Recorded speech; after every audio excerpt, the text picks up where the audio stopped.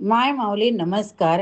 विविध महान ग्रंथातील एक महान ग्रंथ श्री दत्त प्रबोध दत्त अवतार महात्म्य सुलभ निरूपण श्री गुरुदेव दत्त भाग 36 कथासार अभिवाचन करत आहे. अध्याय 56 भागवतावर टीका आणि नाथ व दासोपंतांची भेट. श्री गणेशाय नमः. ईश्वराची कृपा, विलक्षण प्रतिभा, शक्ती, प्रचंड मोठे ज्ञान भांडार हे पाठीशी असताना संत एकनाथाकडून त्या श्रीहरिकृपेने ती भागवतावरची टीका उत्तम प्रकारे झाली नसती तरच नवल. मूळ भागवताचे संस्कृत श्लोक, त्यावर नाथांच्या रसाळवाणीतून प्रगट झालेले प्राकृत ओवी, मग त्यावरच त्याचं ते श्रवणीय भाष्य, असे करत करत त्या महान कार्याचा शुभारंभ झाला. लोकांची मने जिंकत जिंकत नाथांच्या हातून कधी त्या 5 अध्यायांची टीका निरूपण पूर्ण झाले ते त्यांना कळले नाही. त्या श्रवणा नंदात नित्य तृप्त होणारा असाच एकनाथांचा श्रद्ध भक्त होता. त्याची नाथांवर अपार श्रद्धा, विलक्षण प्रेम होते. एकदा असे झाले की त्या गृहस्थास नेमके काशी यात्रेत जाण्याचे भाग्य मिळाले. त्याप्रमाणे तो काशी विश्वनाथाच्या दर्शनासाठी, काशी यात्रेसाठी त्या पवित्र काशी नगरात आला. ज्यावेळी तो गंगेच्या पवित्र पाण्यात स्नानास उतरला, त्याबरोबर त्याने एकनाथाच्या त्या भागवतावरील प्राकृत टीकेच्या ओव्या म्हणायला सुरुवात केली. त्या भागवतावरील प्राकृत ओव्या त्याच नदीपात्रात स्नान करणाऱ्या काही अन्य सैन्याशी लोकांनी ऐकल्या. देवभाषेतील त्या ज्ञानाचे ते प्राकृत भाषेत केलेले भाषांतर ऐकले, मात्र त्यांना ते कोणी केले आहे ते जाणून घेण्याची प्रबळ इच्छा निर्माण झाली. त्याने स्नाने उरकून नदीपात्राबाहेर येताच त्या गृहस्थास नमस्कार करून विचारले, बाबा बाबा, तुम्ही आता नदी स्नान करीत असताना भागवतावरील जी प्राकृत रचना म्हणत होता ती कोणाची हो? त्याची रचना कोणी आणि का केली आहे? तेव्हा त्या गृहस्थाने त्यांना सांगितलं की बाबांनो हो, भागवताच्या श्लोकावरील प्राकृत ओविरूप रचना ही पैठणच्या संत एकनाथ महाराजांनी केलेली. मी ती त्यांच्याच मुखाने ऐकली, वाचली, पाठ केली. त्या काव्यास श्रीहरीचा प्रसाद आहे, गेत आहे, गोडवा आहे. त्यावर होय ना, खरंच ही रचना ऐकायला फारच गोड लागली, म्हणून आम्ही तुमच्याकडे त्याची चौकशी केली. ते संन्यासी म्हणाले ते ब्राह्मण कसा कुठे उतरलाय ते त्यांच्याकडून त्यांनी जाणून घेतले. परस्परांना नमस्कार केला आणि त्या संन्यासी शिष्याने ती वार्ता आपल्या गुरुला दिली. त्याबरोबर तो एकदम चवताळला, म्हणाला, काय काय देवभाषेचा अपमान, देवभाषेतल्या श्लोकांचे मराठीकरण कोण आहे तो? ज्याने ही मोठी घोडचूक केली, त्याने देववाणीचा संस्कृत भाषेचा अपमान केला, त्या दंड द्यायला हवं. संस्कृत भाषेचा अवमान केला की काय, असे म्हणत त्या सैन्याशी महाराजांनी तातडीने 2 पत्र लिहिली. एक पैठणच्या ब्रह्मरुद्धाकडे, दुसरे संत एकनाथाकडे. दोन्ही पत्रे आपल्या 2-3 शिष्यांच्या हाती देतो त्यांना म्हणाला की जा, त्या एकनाथास माझ्याकडे इकडे काशीच बोलावणार ना. त्याला म्हणावं, आमच्या गुरु महाराजांनी तुम्हाला तातडीने भेटीस बोलावले. तेव्हा त्या शिष्यांनी त्या काशीत यात्रेच्या निमित्ताने आलेल्या गृहस्थाची भेट घेतली. त्यांच्यासोबत ते सैन्याशी शिष्यही पैठण येथे आले. त्याने एक पत्र पैठणच्या ब्रह्मरुद्धास दिले, तर दुसरे एकनाथांच्या हातात त्या सैन्याशांचे ते आमंत्रण पत्र इकडे संत एकनाथांना जणू काही खास आमंत्रण पत्र वाटले. त्या सैन्यासांचा आमंत्रणाचा निरोप एकनाथांना जणू काही आपल्याला साक्षात काशी विश्वनाथानेच बोलवल्यासारखे वाटले. ते मोठ्या आनंदाने आपले सारे लेखनाचे बाळ घेऊन काशीकडे प्रवासास निघाले. त्या काशीतील सैन्यासाच्या आमंत्रणाप्रमाणे एकनाथ ते काशीत चालले आहेत हे वृत्त कळताच पैठणच्या ब्रह्मरुद्धांना बरे वाटले. कारण त्यांना जे पत्र पाठवले त्यात तुम्ही अशी देवभाषेची अवहेलना करणाऱ्या धर्मबुडव्या माणसाला कठोर शासन करा, त्याचे ते प्राकृत लिखाण मोडीस काढा, त्या एकनाथास कठोर शिक्षा करा, असे आदेशपत्र दिले होते. पण प्रत्यक्षात मात्र इकडे नाथांना शासन करण्याची त्या ब्रह्म महाना अंगी ताकद नव्हती. मजल दरमजल करत करत नाथ काशी नगरीत आले. त्या पुण्यभूमीला पाय लागताच त्यांचे अंतःकरण सुखावले. त्यांनी प्रथम गंगा स्नान केले, काशी विश्वेश्वराचे दर्शन घेतले. त्या सैन्याशांच्या प्रमुखास आपण आल्याची वार्ता कळवली आणि ते त्यांच्या भेटीच्या निरोपाची प्रतीक्षा करू लागले. तिकडे असे झाले की स्वामी तुमच्या आज्ञेप्रमाणे संत एकनाथ हे पैठणवरून आपल्या भेटीस आले. ही वार्ता जेव्हा त्या सैन्याशाच्या मठाधिपतीला कळली तेव्हा तो मठ भिक्षेला निघाला होता. तो म्हणाला, ठीक आहे, त्यांना जाऊन घेऊन या, आणून मठात बसवा. त्यांचा पाहुणचार मला मात्र कसा करालो? शिष्यांनी, कसा करू महाराज, असे मोठे उत्सुकतेने विचारले. तर नाथांच्या कार्याने क्रोधित झालेला, स्वतःची विवेकबुद्धी हरवून बसलेल्या मठाधिपतीने त्यांना सांगितले की तुम्ही असे करा, मी येईपर्यंत तुम्ही प्रत्येकाने त्यास येथे बसवा, त्यांच्या डोक्यावर 5-5 डुबके दंडुके मारा. काय ते स्वागत करायचे, कोणीतरी विचारले. त्या रागानेच त्या मठाधिपतीने उत्तर दिले, होय, धर्माचा, देवभाषेचा, संस्कृतचा अवमान करणाऱ्या, स्वतःला शांती ब्रह्म म्हणून घेणाऱ्या ब्राह्मणाला हीच शिक्षा करा. काय कळलं का? असे म्हणून तो रागारागाने मठभिक्षेसाठी निघून गेला. झाले, तो मठभिक्षेला गेला. इकडे त्यांच्या आज्ञेप्रमाणे अन्य सदाचारी विवेकी शिष्यांनी एकनाथांना सैन्य सन्मानाने आपल्या मठात बोलावून आणले. त्यांनी त्यांना एका उचित आसनावर बसण्याची विनंती केली आणि त्या सुज्ञ शिष्यांनी असा विचार केला की आपल्या मठाधिपतीने जरी त्या सत्पुरुषाचे तसे स्वागत करायला सांगितले असले तरी आपण आपला विवेक, आपली सद्बुद्धी वापरायला नको का?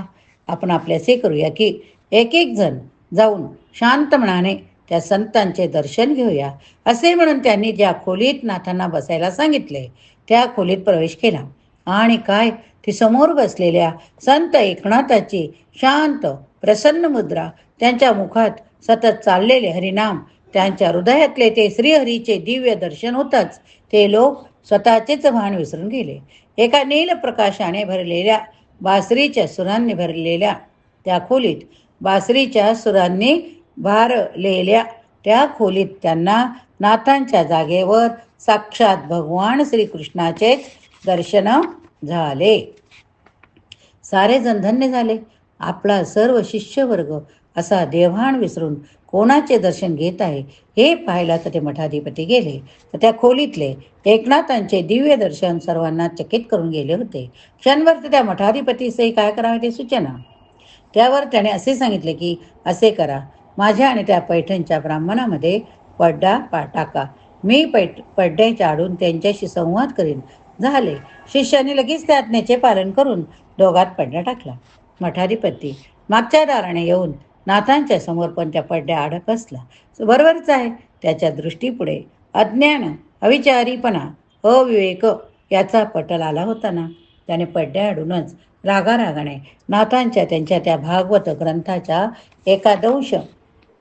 एकादश स्कंदाच्या अध्यायावरील प्राकृत टीकेबद्दल काही प्रश्न विचारले. जसे की, काय रे, तू स्वतःला ज्ञानी विज्ञान म्हणतोस ना, आणि तू भागवतासारख्या रेशमी वस्त्राला, देवभाषेला प्राकृत मराठी ओया रचनांचे ढिगळ लावलं, ते तुला शोभते का? त्या पैठणकाराने ते तुझे सांगणे ऐकून घेतले असेल, पण मी घेणार नाही. हा असा धर्म बुडवेपणा माझ्या इथे चालायचं नाही. असे काय आहे त्या तुझ्या त्या मराठी ग्रंथात जे लोकांनी ऐकावे, मानावे, स्वीकारावे? तेव्हा नाथाने मठाधिपतीची उत्तम मराठी भाषेत स्तुती करून त्यास मोठ्या विनयाने सांगितले की बाबा रे, हे काही मी केलेले नाही. ते साक्षात श्रीकृष्णाने मला तशी आज्ञा, प्रेरणा माझ्या हातून करून घेतली. हे सारे त्यांचेच आहे, म्हणूनच ते श्रवणीय गोड आहे. तुमची हरकत नसेल तर मी ते तुम्हास ऐकवितो. तुम्ही ते ऐका आणि जर त्यावरही तुम्हास ते अयोग्य वाटले तर द्याल ती शिक्षा मला मान्य. हे आहे असे त्यास नाथांनी शांतपणे सांगितले. तेव्हा मात्र आपण इतके बोलू नये. जराही ज्यांची शांती ढळली नाही तो शांती ब्रह्म एकनाथ आहे तरी कसा? आपला शिष्यवर्ग त्यांच्याकडे भान विसरून का आणि काय पाहत होता याची खात्री करायला त्या मठाधिपतीने पड्डा दूर सारला. मात्र समोर पाहिले तर काय, त्यांचा त्यांच्याच डोळ्यांवर विश्वास बसला नाही. त्यास तेथे एकनाथांच्या ठाई साक्षात भगवान श्रीकृष्णाचेच दर्शन झाले. त्याबरोबर त्याचा सारा गर्व, अभिमान, टाटा, अहंकार हा गळाला. त्याने धावत पुढे येऊन नाथांचे पाय धरले. तेव्हा त्यास अलगद प्रेमाने वर उचलून घेत नाथांनी मात्र त्यास छातीस लावले.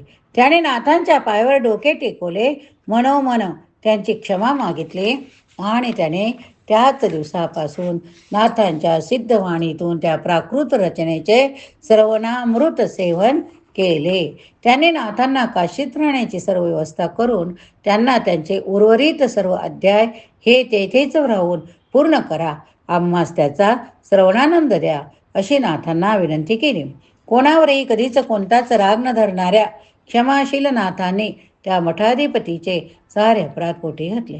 त्यांची विनंती मान्य केली. त्या काशी नगरातच राहून त्यांनी आपल्या त्या ग्रंथाची पूर्णता केली. पण अजूनही काशीतील कर्मठ ब्राह्मणाच्या मनातील त्या कार्याच्या विरोधाची खदखद थांबली नव्हती. त्यामुळेच अशा असंतुष्टांनी त्या ग्रंथ पूर्णतेच्या सोहळ्यास खास काशीत आमंत्रित केलेल्या इतर ज्ञानी विद्वान पंडितातील काहींचे कान भरले. असे झाले तर उद्या त्या संस्कृत भाषेकडे कोणी ढुंकूनही पाहणार नाहीत. संस्कृत नात्या ब्राह्मणाचा मान समाजात राहायचा नाही, त्यांना कोणी मानणार नाही, पूजणार नाही, तेव्हा सारा ग्रंथ सरळ गंगेत टाकावा अशी आज्ञा केली. काही दृष्टांनी नाथांच्या पुढ्यातला तो एकनाथी भागवत प्राकृत टीका ग्रंथ पाण्यात टाकला आहे. पण त्याबरोबर गंगामाईचे 2 हात वर आले. त्यांनी तो ग्रंथाचा ठेवा पाण्यात पडण्या आणि बुडण्याआधीच वरचेवर झेलला. त्यांची सिद्धता श्रेष्ठता सिद्ध केली. तो परत नाथांच्या हातात आणून दिला. त्याबरोबर अवघ्या काशीनगरीत नाथांच्या नावाचा जय जयकार झाला. त्यानंतर मात्र नाथांनी तातडीने आपल्या परतीच्या प्रवासाचा निर्णय घेतला.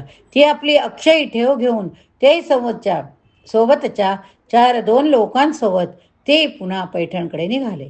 वाटेत नाथांचा मुक्काम आंबेजोगाई येथे पडला. तेथे नाथांची दासोपंतासोबत भेट झाली. दासोपंत हे खरं तर एक सदन गृहस्थ, पण त्यांच्या मनास श्री दत्तात्रेयच्या भेटीचा कृपा प्रसाद प्राप्तीचा छंद लागला.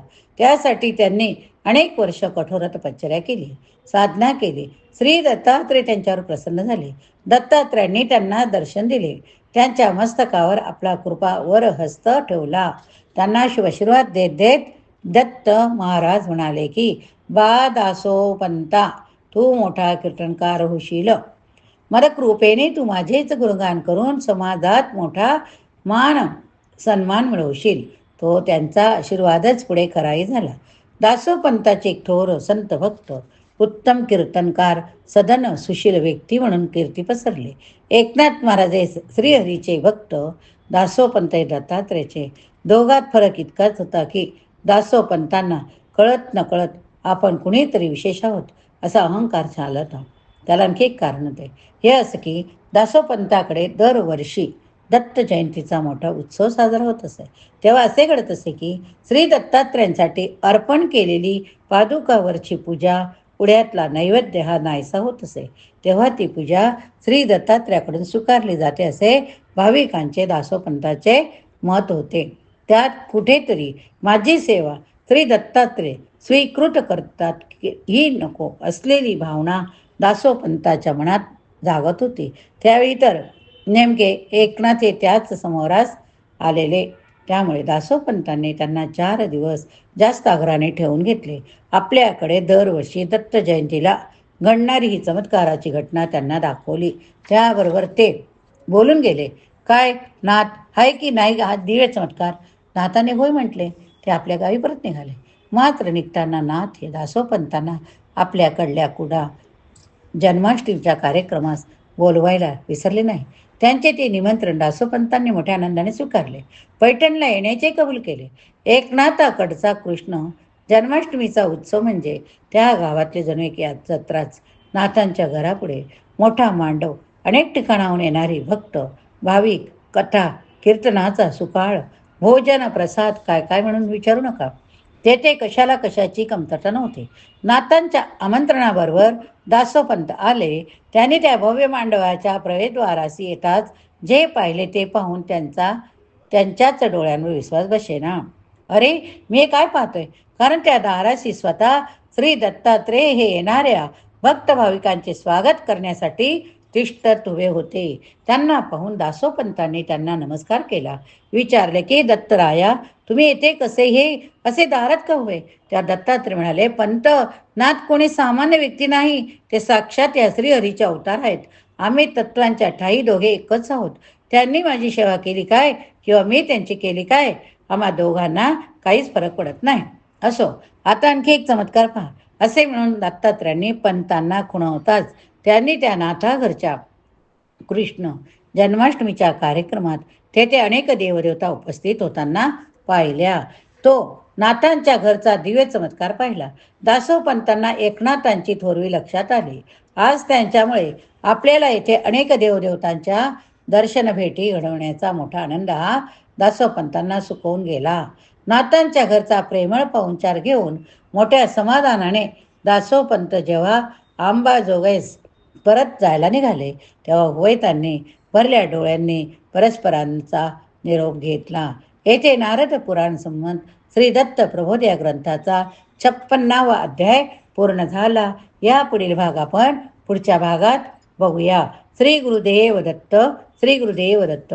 गुरु ब्रह्मा गुरु विष्णू गुरुदेव महेश्वरा गुरु साक्षात परब्रह्म तस्मै श्री गुरवे नमः. दिगंबरा दिगंबरा श्रीपाद वल्लभ दिगंबरा दिगंबरा दिगंबरा श्री गुरुदेव दत्त दिगंबरा.